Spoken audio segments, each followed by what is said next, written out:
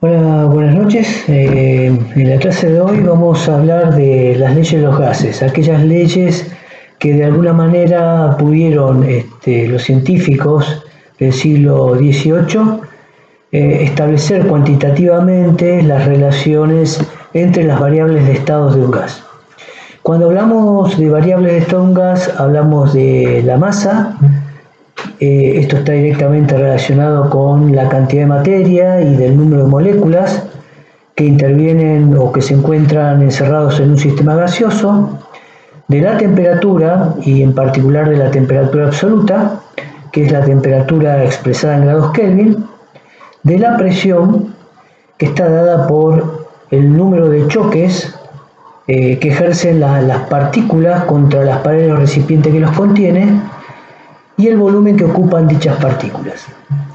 Bien, vimos en un video presentación, disparador, algunas experiencias relacionadas con los sistemas gaseosos. La idea es avanzar en la teoría e interpretar esas experiencias. Bien, vamos a hablar ahora entonces de la ley de Boyle-Mariotte.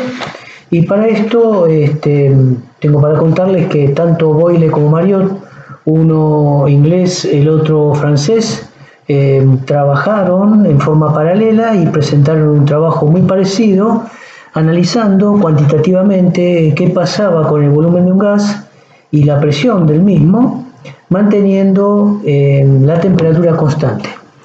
Y bueno, vamos a analizar este esquema. Lo que tengo aquí es un recipiente que tiene un pistón que es móvil, ¿sí? Y que soporta, en el caso 1, soporta una determinada presión. En el esquema 2, manteniendo la temperatura constante, en el esquema 2 observamos un aumento de la presión y vemos que el volumen disminuye. Además de la temperatura constante, tenemos que decir que la experiencia se realiza con masa constante. ¿Sí? Entonces podríamos plantear, por lo que observamos en el esquema, que la presión 1 es menor a la presión 2 y que el volumen 1 es mayor al volumen 2. Bien, esto les decía, cuantitativamente lo fueron estudiando por su lado tanto Boyle como Mariotte. Vemos aquí una tabla que representa un ejemplo donde se varía el volumen y la presión. Fíjense que cuando el volumen se quintuplica, ¿sí?, la presión de 25 a 5 quiere decir que se divide por 5. ¿Sí? Cuando la presión aquí se duplica, cuando el volumen se duplica, la presión disminuye al medio. Y así podríamos encontrar una relación directa, o mejor dicho, inversa, entre el volumen y la presión. Si graficamos esos puntos, podemos encontrarnos con una hipérbola que representa, en este caso, la presión en función del volumen. Sobre cada uno de los puntos que constituyen la curva, yo estaría extrapolando, teniendo tanto el volumen como la presión del gas para este gas a una determinada temperatura. Si trabajo a distintas temperaturas con el mismo gas, con la misma cantidad, más que el mismo gas, la misma masa, ¿sí?, yo podría obtener o construir distintas hipérbolas, y cada una de estas hipérbolas, como corresponde a una determinada temperatura, se denominan isotermas. ¿Qué quiero decir? Que cada una de estas, por encima de cada una de estas isotérmicas, yo podría encontrar los valores de P por B para este gas y para la determinada cantidad de masa que fue determinada. Lo interesante de estas isotermas, fíjense que T1 es mayor a T2 y T2 mayor a T3. Cuando terminemos con las leyes de los gases, vamos a analizar por qué este tema de que estas temperaturas, a medida que se alejan de los ejes, estas isotermas, a medida que se alejan de los ejes, tienen mayor temperatura. Entonces, A partir de esto, lo que se establece matemáticamente, ¿sí?, que el producto de P por D para una hipérbola, como la que representamos recién, es igual a una constante. Esta sería una de las expresiones matemáticas que es cero, presión inicial por volumen inicial es igual a la presión en el estado 1 por el volumen 1, y esto tendría que ser igual, siempre manteniendo la temperatura constante y la masa, a la presión en el estado 2 por su volumen 2 igual a la presión n por volumen n, etc. Esta es la otra expresión matemática para la ley de Charles-Gay-Lussac. ¿Cómo la expreso? Esta sería la forma matemática, simbólica. ¿Cómo podría expresarla con palabras? ¿Sí? Lo que vemos aquí es que tanto la presión como el volumen son variables inversas. ¿Qué quiere decir variables inversas? Que si una aumenta, la otra disminuye en forma proporcional. Veamos aquí nuevamente los valores, ¿sí? Cuando el volumen se multiplica por 5, decíamos la presión se divide por 5, ¿no? Cuando el volumen se duplica de 5 a 10, la presión disminuye a la mitad. Entonces decimos que hablamos de una proporción inversa, y para definir esta ley de Charles-Gay-Lussac decimos que a masa constante a masa y temperatura constantes de un gas, la presión es inversamente proporcional al volumen que ocupa. Repito esto de la importancia de comprender la proporcionalidad inversa. Esto significa que si una variable aumenta o disminuye, la otra lo hace de forma contraria en la misma proporción. Si yo duplico la presión, el volumen tiene que disminuir a la mitad, ¿sí? Bien, comentarles, para que tengan en cuenta en los ejercicios, expresiones de unidades de presión, la atmósfera, ¿sí?, que equivale a 760 milímetros de mercurio. También es lo mismo que decir 760 torricellis, y equivalen también a 1013 hectopascales.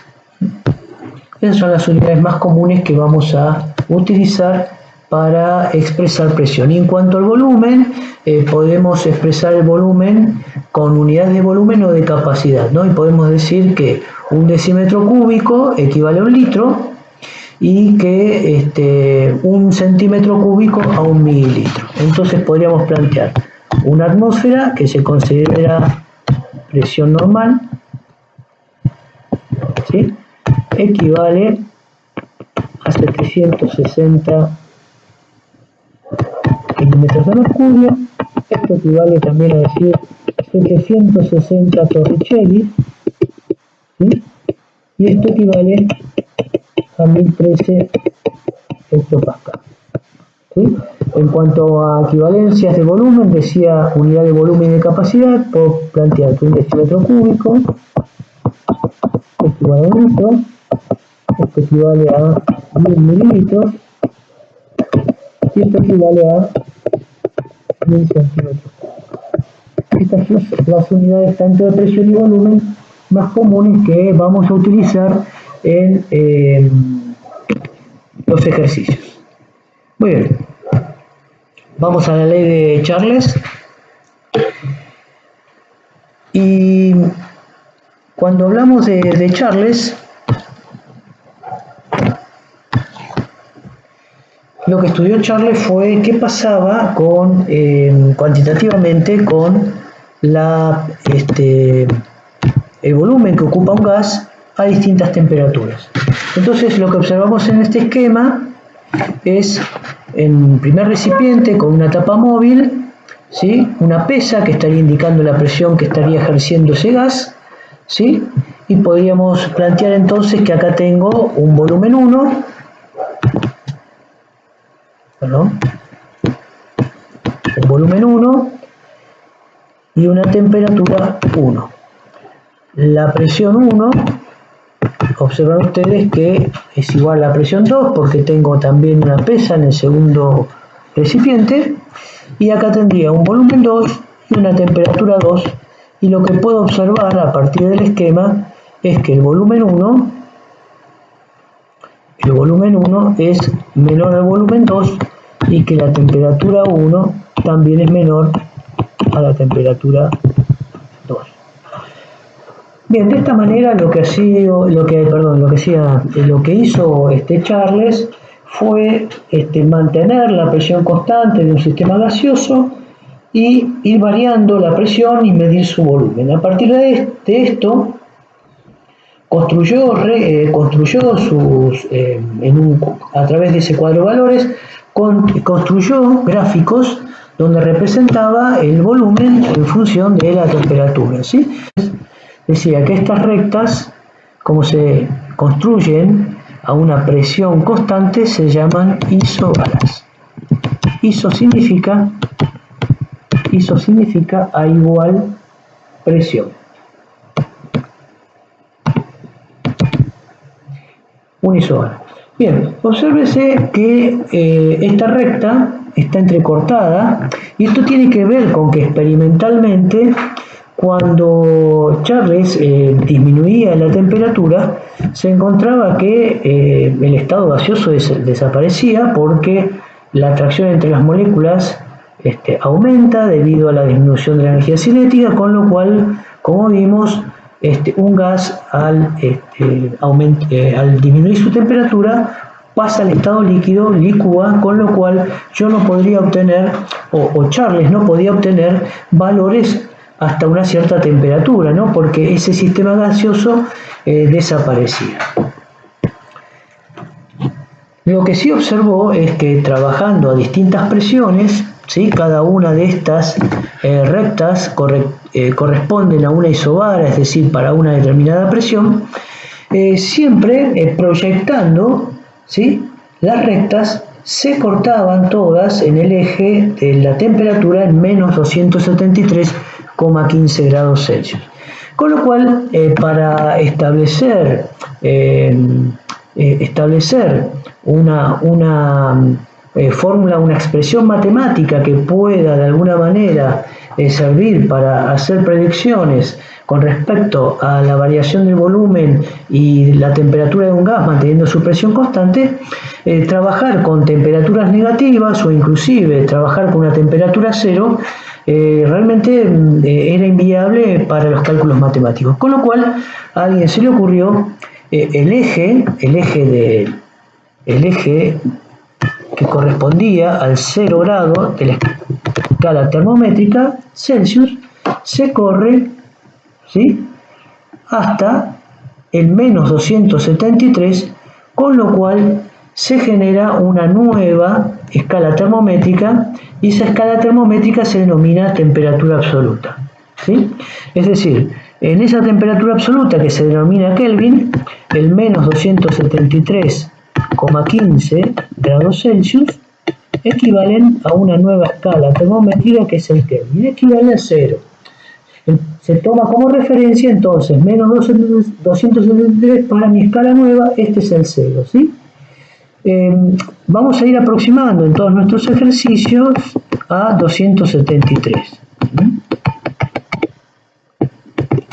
Y por otra parte, el 0 Kelvin equivale al 273 grados Celsius. Con lo cual, esto lo que me está diciendo es que en una escala no es lo mismo, ¿no? Pero lo que me está diciendo es que por cada aumento en la escala en 1 grado Celsius, se produce también un aumento en la escala termométrica de una unidad de Kelvin, es decir, una unidad de Celsius equivale a un Kelvin.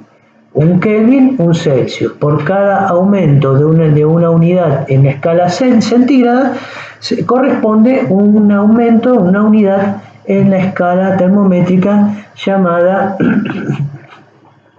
la escala Kelvin, ¿sí? Entonces, atención, porque para pasar de grados Celsius a Kelvin, ¿sí?, yo lo que tengo que hacer es los grados Celsius sumarle 273.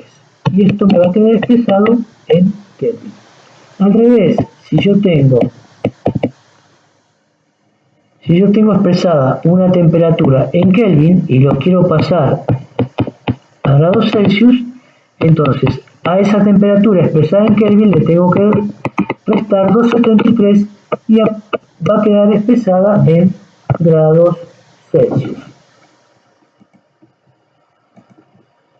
En grados Celsius. Bien. Ejemplo. Si yo tengo 27 grados Celsius y lo quiero pasar a Kelvin, entonces tengo que sumarle a esa temperatura expresada en grados Celsius, le tengo que sumar 273, con lo cual digo que la temperatura equivale a 300 Kelvin. Por el contrario, si mi temperatura está expresada en Kelvin, por ejemplo 303 Kelvin, y lo quiero pasar a la escala centígrada, entonces yo tengo que restarle a ese valor de temperatura en Kelvin 273. Y mi temperatura va a quedar expresada en grados Celsius. Atención, porque todos los ejercicios, y ahora vamos a ver la expresión matemática, todos los ejercicios para que esta ley se cumpla tienen que estar expresadas en Kelvin, porque si no, la ley no se cumple. Entonces, matemáticamente quedó planteado y establecido, comprobado, ¿sí?, que el cociente entre el volumen y la temperatura absoluta de un gas es igual a una constante, siempre y cuando, decíamos, la masa del gas y la presión del gas también permanezcan constantes. Otra forma de expresar esta ley, podríamos plantear P0 por B0, el cociente entre B0 y T0 absoluto es igual a B1 sobre T1 igual a B2 sobre T2 igual a Bm sobre T0. Esta sería la otra expresión matemática que correspondería a la ley de Charles. ¿Y cómo vamos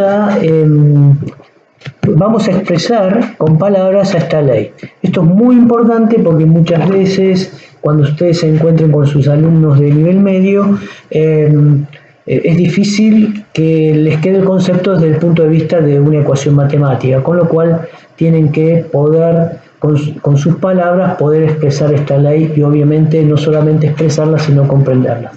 Y decimos entonces que a presión y masa constante de un gas, su volumen es directamente proporcional a su temperatura absoluta. Aquí, cuando hablamos de proporcionalidad directa, nos referimos que cuando una de las variables aumenta o disminuye, la otra lo hace en la misma proporción. Si la temperatura absoluta se duplica, el volumen del gas también se duplica. Y vamos a ver ahora entonces con valores para poder comparar esto de que la ley se cumple solamente cuando la temperatura está expresada en Kelvin. Entonces aquí tenemos en la primera columna volúmenes expresados en decímetros cúbicos, en la segunda columna temperaturas expresadas en centígrados, en la tercera temperaturas o estas mismas temperaturas centígradas expresadas en Kelvin. Acá el cociente de B sobre temperatura expresada en Celsius, y aquí el cociente entre el volumen y la temperatura expresada en Kelvin. Recuerden que según esta ley, el cociente entre B y la temperatura absoluta tiene que dar una constante. Entonces, en el primer ejemplo es que yo planteo, ¿no? Fíjense que lo que hice acá es duplicar la temperatura, ¿sí?, de 20 a 40. Cuando yo calculo B sobre T, obtengo valores distintos. Esto me dice que la ley no se estaría cumpliendo. En realidad sí se cumple, lo que pasa es que acá estoy comparando el doble de la temperatura expresada en Celsius, con lo cual no es lo que expresa la ley. Nos dice que cuando se duplica la temperatura en Celsius, se duplica el volumen, ¿sí? Por eso mismo, fíjense que el volumen no es de 2, sino de 1,0642. Y la relación B sobre T no me da una constante. Sin embargo, estas temperaturas expresadas en Kelvin, ¿sí?, cuando yo hago el cociente entre B sobre temperatura absoluta, obtengo, ¿sí?, dos valores que son los mismos. Decíamos que B sobre T me tiene que dar una constante. Lo que hice aquí es, por ejemplo, desde aquí a aquí, fíjense, desde los 93 a 586, duplicar la temperatura, pero en Kelvin, ¿sí? Y ahí sí, el volumen en forma directamente proporcional se duplicaría. Cuando yo divido este volumen dividido 586, obtengo el mismo valor de B sobre T, y esto establecería que es una constante. Lo mismo aquí, lo que hice es duplicar el volumen, ¿sí? Duplicar el volumen, calculé acá el doble de temperatura, que es lo que se debe mantener constante, y aquí, bueno, calculé para esta temperatura Kelvin cuál sería la temperatura en Celsius. Vuelta, cuando yo calculo B sobre T en grados Celsius, fíjense que en ninguno de los casos me da una constante. Sí, cuando esta temperatura está expresada en Kelvin.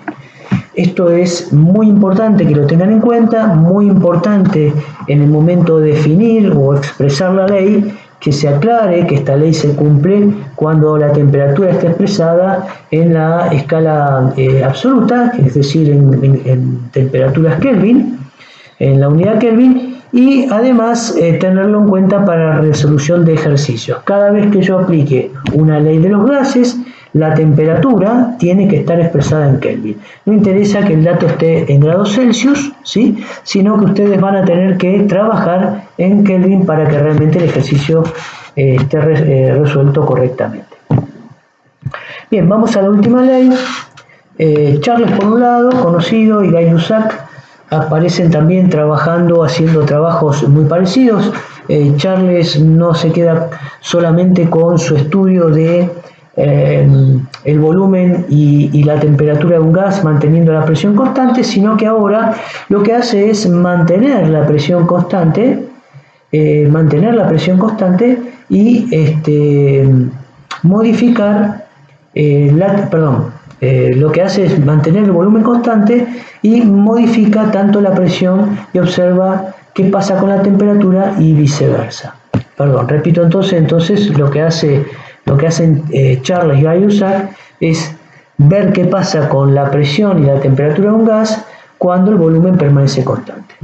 Entonces lo que observamos en el primer esquema, ¿sí?, que tengo una presión 1, ¿sí?, tengo una temperatura 1, en el segundo esquema tengo una presión 2, una temperatura 2, y el volumen 1 decimos que es igual al volumen 2. Esta ley, ¿sí?, la vamos a expresar a volumen constante. Ambos recipientes poseen el mismo volumen. Lo que se comprueba experimentalmente, no lo podemos ver aquí en el esquema, pero sí se comprueba experimentalmente que al aumentar la temperatura, es decir, T1 es menor a T2, la presión del gas también aumenta, ¿sí? Cuando se representan los valores de presión en función de la temperatura en grados Celsius, como está expresado aquí, obtenemos una recta, ¿sí? Esta recta, como está establecida para un volumen constante, se denomina isocora. Iso significa igual, isocora significa que todos los valores de presión y temperatura están dados para una misma presión. Bueno, y aquí el problema era muy parecido, obviamente, al que se planteó para Gay-Lussac, ¿no? A temperaturas muy bajas, y inclusive presiones altas se podía lograr la licuefacción del gas, la licuación del gas, con lo cual uno lo que podía hacer es extrapolar las rectas que se obtenían experimentalmente, ¿no? Y en todos los casos, independientemente del volumen del gas, cuando se extrapola, ¿sí?, la temperatura se corta esas rectas cortan al eje de temperatura en menos 273,15 grados Celsius. Nuevamente aquí entonces esto correspondería, si yo trabajo con la escala Kelvin al 0 Kelvin, ¿sí? O equivale a menos 273 grados Celsius. Es decir, estos valores son valores, este valor es teórico, el extrapolar la recta, porque insisto, en esas condiciones, en las condiciones de presión y temperatura, en esta zona, ¿sí?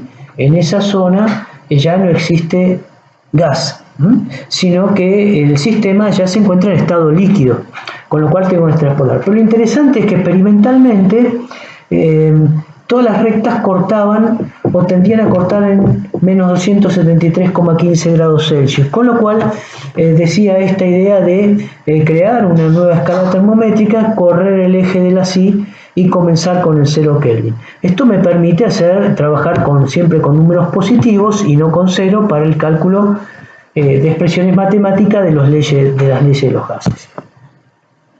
Bien, entonces, lo que establecen Charles y Lusac, entonces cuantitativamente logran establecer que el cociente entre la presión y la temperatura absoluta es igual a una constante. Y acá estamos en la misma situación que antes.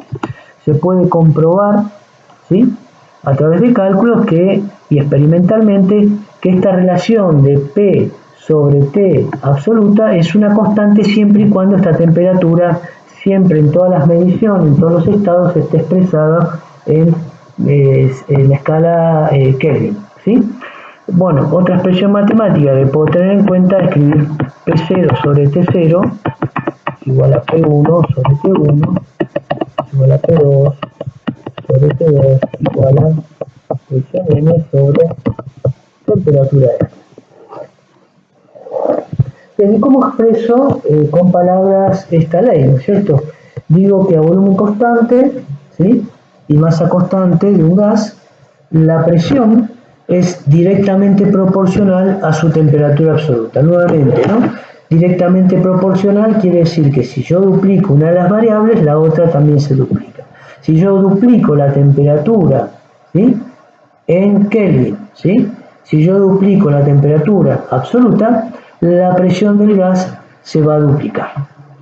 Bien, tratemos ahora, por último, de explicar algunas de las experiencias que vimos, tratar de justificar a partir de estas leyes y además relacionarlas con la teoría cinética molecular.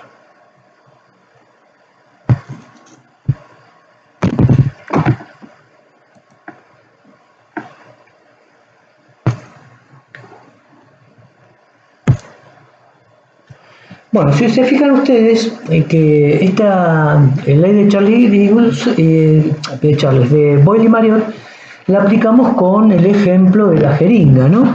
Lo que hacía yo era presionar el émbolo de la jeringa, con lo cual la presión aumenta y lo que observábamos era la disminución del volumen del globo, ¿no?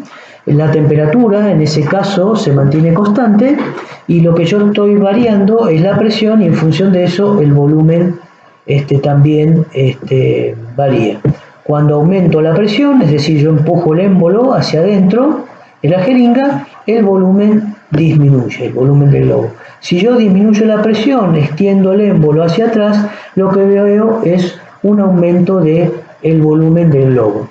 Esto es lo que estábamos viendo entonces, observando cualitativamente, observando cómo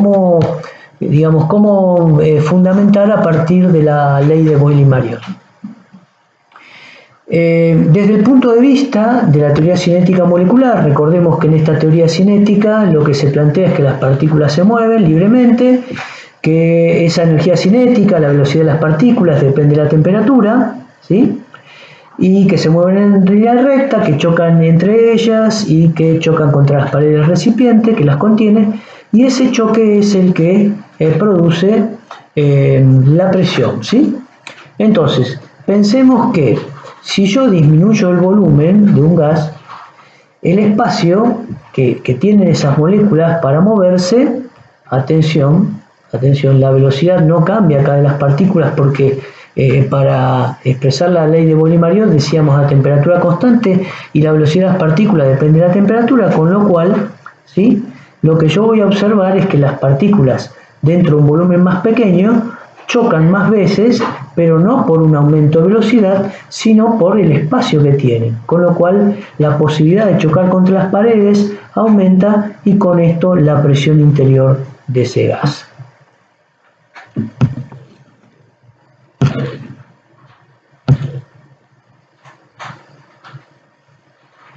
Bien, ¿qué pasa con la ley de Charles? La ley de Charles y la teoría cinética molecular. Fíjense este esquema, el esquema en el estado 1, y en el estado 2. Si aumento la temperatura, ¿sí?, si aumento la temperatura y yo mantengo la presión constante, para mantener la presión constante, al aumentar la velocidad de las partículas, intentan chocar más veces y justamente ese número de choques depende de la presión.